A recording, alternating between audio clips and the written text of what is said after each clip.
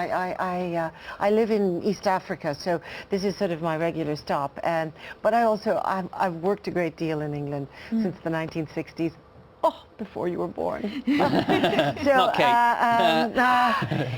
you know, I have a lot of friends here, and I have my horses here, and I play polo, and so you know, there's a lot of reasons to come. Yeah, absolutely. Now you've had a very, you know, a glittering career. Why write a book now? You've done numerous things, but why? Well, I never really wanted to write a book.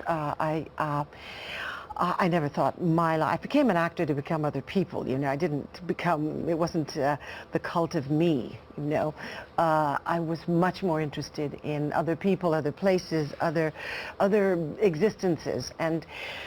Unfortunately, I had two sort of life-changing, they weren't sort of, they were life-changing events that occurred to me at the end of 2008, the beginning of 2009. I was here in Britain doing a panto with Christopher Biggins, the divine Christopher Biggins. Yeah. And my mother became terminally ill in Los Angeles, and I had to go back and be with her, which I had the privilege of being with her until the end, which we sometimes miss with our beloved ones, and I had an unusually close relationship with her. We had a great time.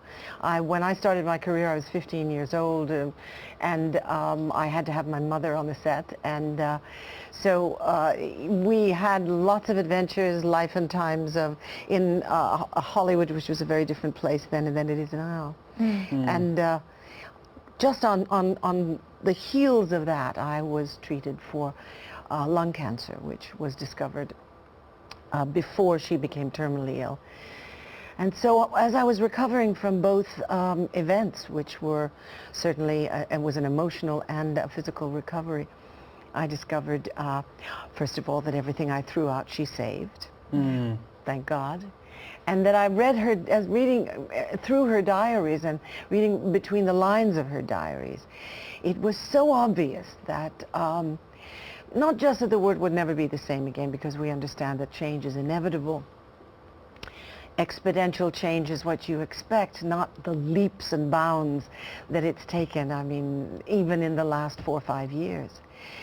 And it seemed that as I reminisced about some of these stories and the people, that what a privilege it had been for me to have experienced the world at that time. Was it quite therapeutic for you as well, Stefanie? Oh yes, it's always a catharsis. It's always a cathartic experience to actually, you know, go through an awful lot of the memories that we don't do on a regular basis. We all turn the page. We all live either in the present or in the imminent future, or what we hope is going to be the imminent future. And as well as these tragedies, you've also told some fantastic stories about some of the Hollywood greats that you were lucky enough to. Well, it was also an opportunity for me to sort of, in my way, set the record sort of straight about William Holden.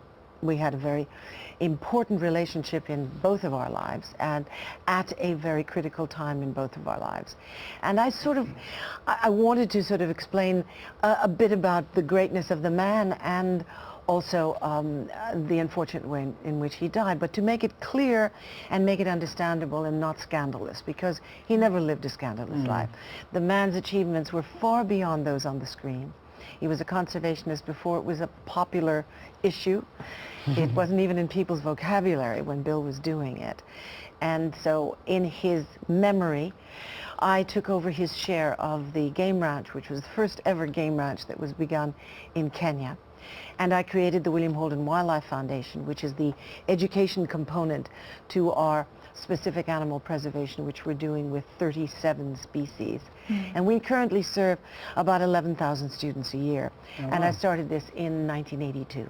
That's an amazing project to work on. And can you share with us any of the stories that you remember about such greats as Audrey Hepburn, Ava Gardner, John Wayne? I can't believe that you got to meet Elizabeth Taylor. Amazing. Elizabeth Taylor. Oh, Elizabeth. When you first met her, I think that's a fantastic Elizabeth, story. Yes. The first, well, there was a sort of, there was a single person in Hollywood at that time who sort of galvanized everyone. It was a magnet for everybody because he knew everybody and had grown up in the business and had been a child actor along with his best pal, child actress, who was Elizabeth Taylor, and his name was Roddy McDowell.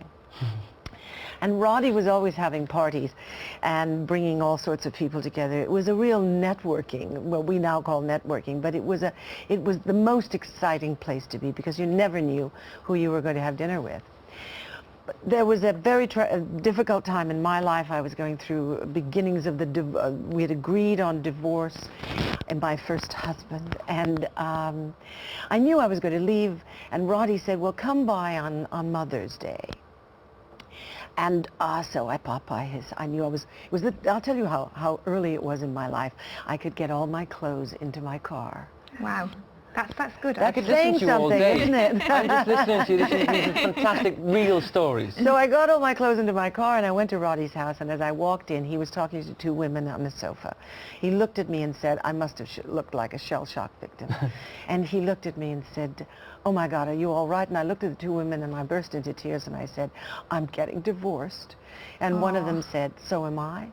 And the other one said, you look like you need a drink, honey. I'm getting a divorce and so am I was Elizabeth Taylor, and You Need a Drink was Ava Gardner. That's an amazing story. See, kids out there, that is real show business. That is real That is real show business. Unfortunately, Stefanie, we are running out of time, but just quickly, before you have to leave us, yes. I've got to ask about Heart to Heart. Everyone will remember you, and I mean, for those people that haven't seen it, it was a huge show in the 80s.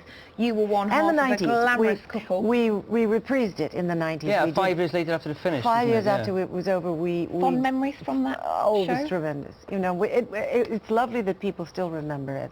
I never think it's a stigma. I've done lots and lots of things since then and continue. I'm doing Sunset Boulevard, the musical, next year.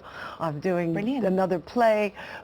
So we continue. I've done lots of things, but Heart to Heart always remains that lovely memory. And now I have an idea for you. Maybe what about a film? A remake of film, like Sex and the City. Let's do it. Heart to Heart. Let's do it. I can listen to you all I saw day, the but last we've Sex run out and the of time. City. I didn't think that was I know. too terribly good. They were a little long in the tooth for that, and I think we are too. Stephanie, you've been an absolute joy. Thanks very much for coming in. Thank you. Thank you. Cheers.